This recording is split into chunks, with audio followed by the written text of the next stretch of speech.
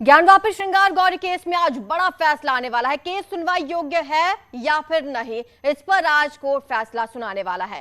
फैसले से पहले वाराणसी में प्रशासन अलर्ट मोड पर है। वाराणसी में धारा 144 लागू कर दी गई है। पिछली सुनवाई में कोर्ट ने सुरक्षित फैसला रख लिया था। बता दें कि हिंदू पक्ष ने ज्ञानवापी मामले में श्रृंगार गौरी पूजा मामले को लेकर वाद दाखिल किया था और पूजा करने की इजाजत मांगी गई थी, जिसके बाद मुस्लिम पक्ष ने वर्शिप एक्ट का हवाला दिया और कहा कि ये केस सुनने योग्य नहीं है। ऐसे में आज जिला अदालत ये फैसला सुनाएगी कि ये वाद सुनने योग्य है या फिर नहीं। तो ऐसे में इस फैसले पर आज देश भर की निगाहें बनी हुई हैं। बड़ा फैसला आने वाला है। कोर्ट ने 24 तारीख को ही फैसला सुरक्षित रख लिया था और आज इस फैसले को सुना दिया जाएगा।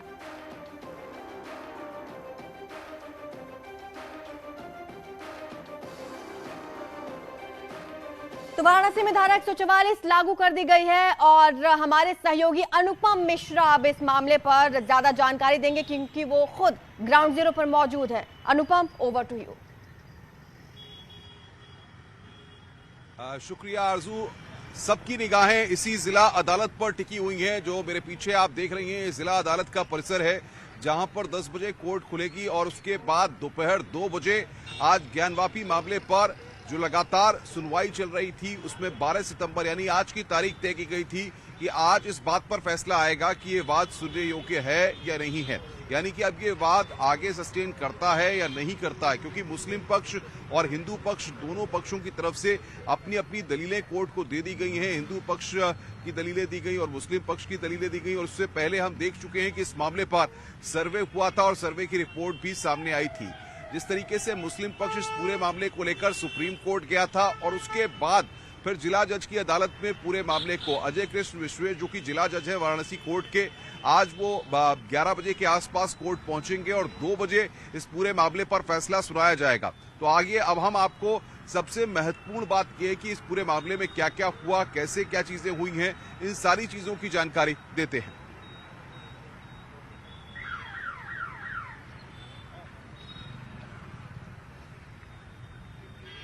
तो सबसे महत्वपूर्ण बात यह है कि जिस तरीके से ये पूरा मामला हुआ है, आज की बात सबसे बड़ी ये है कि आज की अगर सुबह की तस्वीरें बात करें तो पुलिस के चौकस इंतजाम यहां पर कर दिए गए हैं। सबसे महत्वपूर्ण बात यह है कि जो बाला अधिकारी हैं वो भी यहां पर लगातार देख रहे हैं। धारा 144 लगा दी गई है ताकि भीड़ इकट्ठा ना हो।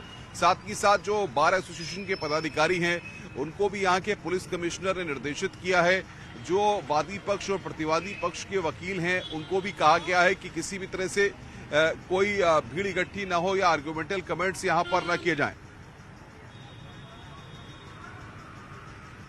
ज्ञानवापी हमेशा से मंदिर था और अभी माननीय अदालत का फैसला भी हमारे पक्ष में आएगा, क्योंकि मुस्लिम पक्ष आज तक ये साबित नहीं कर पाया कि वहां पे जो मस्जिद बनाई गई है वो जमीन किसने दिया, कब दिया, किसने वहां पे मस्जिद बनाई।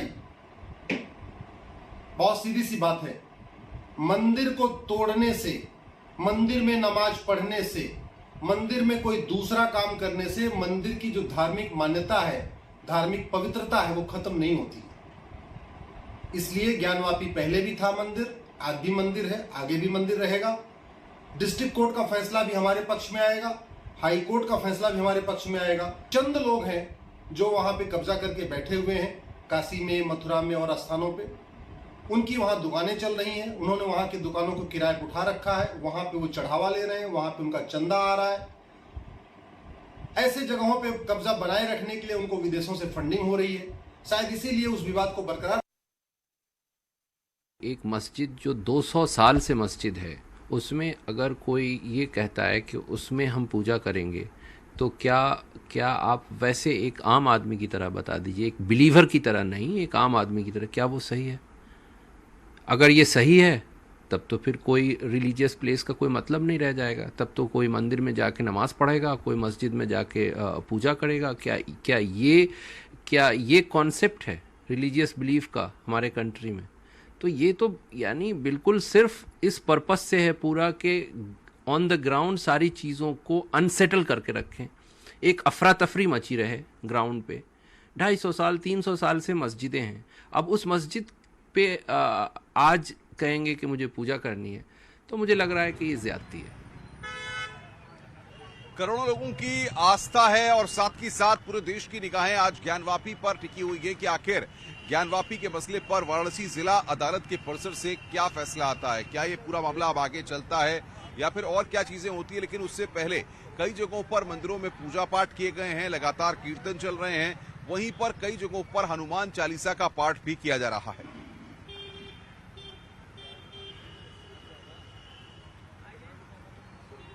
तो ये तस्वीरें इस वक्त हम आपको दिखा रहे हैं किस तरीके से वाराणसी में अलग अलग जगहों पर लगातार पूजा पाठ चल रही है। काशी में जो मंदिर हैं वहां पर हनुमान चालीसा का पाठ भी किया जा रहा है और लगातार लोग इस बात के प्रति आश्वस्त हैं कि हिंदू पक्ष जो दावे कर रहा है वो दावे काफी मजबूत हैं और इसीलिए आज जो फैसला आएगा वो हिंदू पक्ष के फेवर में फैसला आ सकता है। इस बात को लेकर के लोग जो है मंदिरों में पूजा पाठ करते हुए दिखाई दे रहे हैं। लोग जो हैं वो हनुमान चालीसा का पाठ करते हुए दिखाई दे रहे हैं। हिंदू सनातन धर्म के लिए बहुत महत्वपूर्ण है और मनसा पूर्ण हनुमान जी पिछले 3 सप्ताह से लगातार जो है हम लोग जो लाइव करते हैं हनुमान चालीसा, उस पर आ करके हनुमान चालीसा सुनते हैं। यहाँ हजारों लोग इस बात के प्रमाण हैं। तो हम लोगों ने आज इनके आगे दरखास्त लगाई है, हनुमान चालीसा पढ़ी है और हमने इनसे अनुरोध किया है कि आज जो फैसला आवे कोर्ट का वो हिंदू सनातन धर्म के पक्ष में आवे, हिंदुओं के पक्ष में आवे। हम लोग आज फैसला आने वाला है तो हम लोग की हनुमान जी से यही कामना है कि फैसला हम लोग के पक्ष में हो और हम लोग विजयी हों। धूमधाम से इतना अच्छे से तरीके से हम लोग किया है, हम लोग को बहुत अच्छा लगा। चाहते हैं कि हम लोग के हित में हो जो भी हो। फैसला आने वाला है वो हम लोगों के पक्ष में आना चाहिए, हिंदू समाज, क्योंकि हम लोग बाबा विश्वनाथ जी का जयकार हो, बस यही चाहते हैं। मेरा यही कामना है कि ज्ञानवापी का जो है धर्म से जुड़े हैं। हम लोग हिंदू धर्म से हैं, बाबा विश्वनाथ जी के कृपा से हम लोग के पक्ष में आए।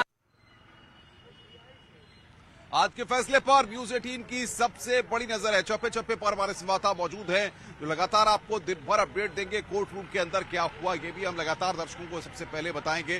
उपेंद्र द्विवेदी मेरे साथ जुड़ रहे हैं और साथ ही राजीव सिंह मेरे साथ जुड़ रहे हैं। उपेंद्र, जाहिर तौर पर आज का दिन बहुत ऐतिहासिक दिन है क्योंकि हिंदू पक्ष और मुस्लिम पक्ष दोनों ने ही जिस तरीके से सुनवाई के दौरान अपनी बातों को रखा है, तो अब कहीं न कहीं आज ये पता लगेगा कि अब इस केस का स्वरूप आगे क्या रहने वाला है।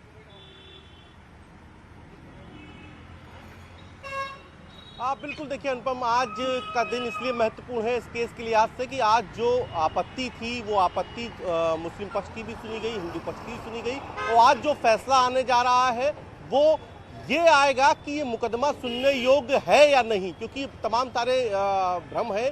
तो उस भ्रम को हम अपने दर्शकों को सीधी और शुरुआत से ही हर खबर का हर पहलू बता रहे हैं। तो आज जो फैसला आएगा वो ये कि मुकदमा सुनने योग्य नहीं है या नहीं है, क्योंकि जो मस्जिद पक्ष है उसका कहना था कि ये संपत्ति वक्फ है और इसीलिए सर्वे जब हुआ था, वीडियोग्राफी हुई थी, उसके बाद उनका एक पक्ष सुप्रीम कोर्ट गया था और उन्होंने वहां पर आपत्ति की थी कि चूंकि वक्फ संपत्ति है तो ऐसे में मामला सिविल कोर्ट में सुना नहीं जा सकता, जिसको बाद सुप्रीम कोर्ट ने वाराणसी के जिला जज को ये मामला सुनने के लिए कहा था और आज उनको अपना फैसला देना है। मस्जिद पक्ष ने वक्फ की संपत्ति बताया था और तमाम सारे तथ्य दिए, तो हिंदू पक्ष का साफ तौर पर कहना था कि 92 तक वहां पर पूजा होती थी, लेकिन बाबरी जो बवाल हुआ था उसके बाद एहतियातन तौर पर वाराणसी के तत्कालीन जो जिला प्रशासन था उसने यहाँ पर रोक लगा दी थी। तो उनके साथ उन्होंने तमाम सारे साक्ष्य दिए, कुछ कई सारे गजट भी दिए, कुछ जो सुप्रीम कोर्ट के ही अपने फैसले थे उनका भी हवाला दिया। धारा 144 लगाई गई है और क्या कदम प्रशासनिक अमले के द्वारा उठाए गए हैं?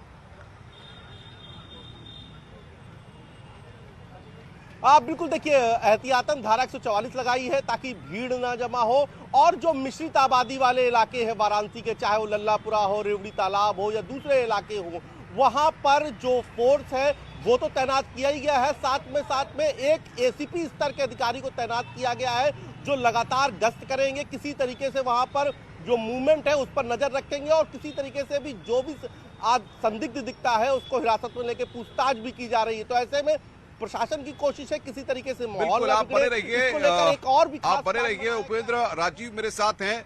राजीव, सबसे बड़ी बात यह है कि कल हमने तमाम अधिवक्ताओं से बातचीत की, सब आश्वस्त हैं, चाहे हिंदू पक्ष के हों चाहे मुस्लिम पक्ष के हों, सब दावा कर रहे हैं कि आज का फैसला उनके ही पक्ष में आने वाला है। क्या लग रहा है आपको, और जो वकीलों से बात हुई है वो किस तरीके से इस पूरे मामले को आप देख रहे हैं? श्रृंगार गौरी को लेकर करोड़ों भक्तों की आस्था रही है और विश्वास रहा, और यही कारण है कि एक बार फिर कुछ हिंदू महिलावादियों द्वारा ये मांग की गई थी कि ज्ञानव्यापी परिसर के अंदर जो मां श्रृंगार गौरी की पूजा अर्चना होती है उसके अधिकार का नियमित अधिकार दिया जाए, और इसी को लेकर ये पूरा मामला कोर्ट में शुरू हुआ था। ऐसे में इस वक्त हमारे साथ हिंदू पक्ष के वकील सुभाष नंदन चतुर्वेदी जी मौजूद है, जिससे हम बात करेंगे। वकील साहब, क्या उम्मीद लग रही है आज अंतिम, आज फाइनल फैसला आने वाला है? देखिए राजीव जी, हम लोगों ने, मैं पहले भी कह चुका हूं कि हम लोगों ने जो भी दावा दाखिल किया था पूरे साक्ष्य प्रमाणों के साथ दाखिल किया था। सारा हिंदुस्तान जाता है, हिंदुस्तान का हर मुस्लिम वर्ग हो, हिंदू वर्ग हो, सारा कोई भी समाज, सब जानते हैं कि मंदिर तोड़ के औरंगजेब ने उस जगह पे मस्जिद बनवाया था। ये जग जाहिर है, इसमें कहीं इफ वट की बात नहीं है।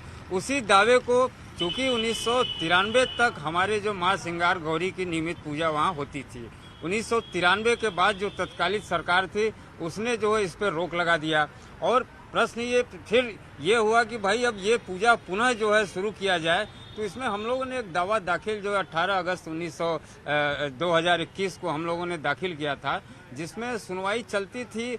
और चूंकि भाई वो विवादित परिसर में माँ श्रृंगार गौरी कहाँ ध्वंस के बाद कहाँ स्थापित थी ये हम लोग नहीं समझ पा रहे थे, इसलिए हम लोगों ने जो है दावा के बाद एक कमीशन की मांग की माननीय न्यायालय से कि एक कमीशन आप बनाइए और सर्वे करवाइए कि माँ श्रृंगार गौरी हैं कहाँ। उसी में राजीव कुमार जी उस समय सीनियर डिवीजन के जो सिविल जज थे उन्होंने आदेशित किया और कमीशन हुआ, और मामला जो है सुप्रीम कोर्ट तक पहुंचा। हाई कोर्ट में भी ये गए कहे कि नहीं, ये जो है मामला 1991 प्लेसेस ऑफ वर्शिप एक्ट का उल्लंघन है। पूछिए कि आज अदालत में क्या रहने वाला है, कितने बजे तक फैसला आने की उम्मीद है, और क्या माना जाए जिस तरीके से हिंदू पक्ष ने दलीलें दी हैं वो दलीलें कितनी मजबूत लग रही हैं?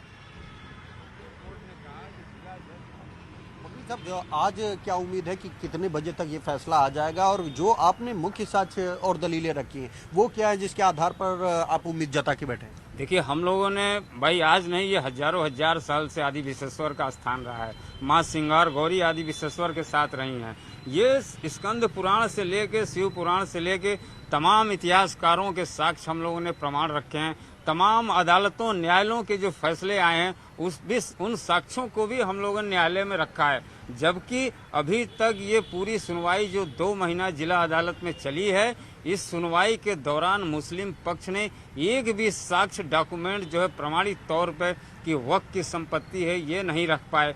इसलिए जो है चूंकि वक्फ की जो संपत्ति होगी, वक्फ की संपत्ति बिना दान दिए वक्फ की संपत्ति नहीं मानी जाएगी। वक्फ की संपत्ति उसी को मानी जाएगी जो कोई स्वेच्छा से प्रसन्नता पूर्वक कोई दान दे। आज तक ये औरंगजेब, ये फिर बाद में उन्होंने कहा कि औरंगजेब ने दान किया। लेकिन एक बार सुनवा देते हैं कि मुस्लिम पक्ष के वकील ने इस पूरी मसले पर क्या कहा, एक बार दर्शकों को सुनवाते हैं।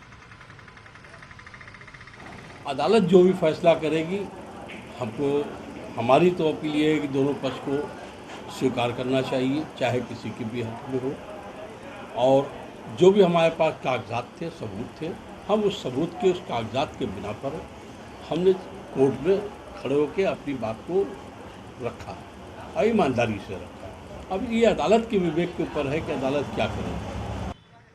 बिल्कुल, उपेंद्र मेरे साथ बने हुए। उपेंद्र, सबसे बड़ी बात यह है कि धारा 144 भी लगी हुई है, लेकिन उसके बाद भी हम देख रहे हैं कि कई मंदिरों में कल से ही लगातार कीर्तन हो रहे हैं, पूजा पाठ शुरू हो गई है, कहीं पर हनुमान चालीसा का पाठ है। यानी कि काशी का जो रंग है, या कहा जाए कि अगर आप बनारस में हैं तो बनारस में हर जगह, हर स्थान पर आपको एक रस दिखाई देता है, और आज की सुनवाई को लेकर के, आज के फैसले के दिन को लेकर के भी एक अलग का उत्साह दिख रहा है।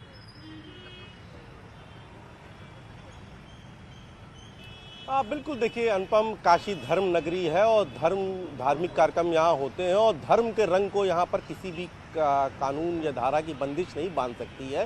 हालांकि जो 144 लागू की गई है 144, वो इसलिए कि सार्वजनिक स्थानों पर भीड़ न जमा हो, और जो किसी खास प्रयोजन यानी कि किसी खास उद्देश्य को लेकर कोई कार्यक्रम न किए जाए।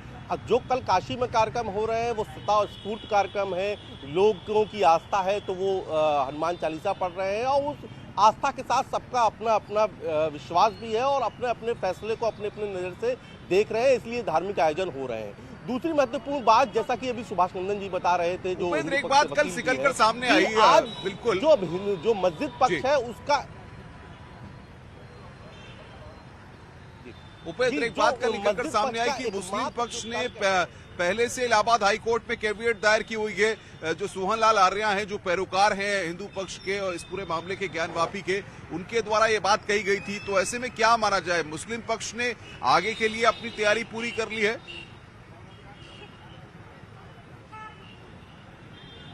बिल्कुल, देखिए अभी इस केस में गुंजाइश बहुत तरीके से बाकी है, क्योंकि अगर ये मामला मान लीजिए कि हिंदू पक्ष के यानी कि मंदिर पक्ष के लिए आता है कि मुकदमा सुनने योग्य है, तो ऐसे में अभी हाई कोर्ट जाने का भी रास्ता बाकी है, सुप्रीम कोर्ट जाने का भी रास्ता बाकी है, क्योंकि कानून इसका हक देता है। अगर ये मान लिया जाए कि मस्जिद पक्ष के लिए ही फैसला आता है, तो हिंदू पक्ष के लिए भी वही सेम मौके उनके लिए भी है।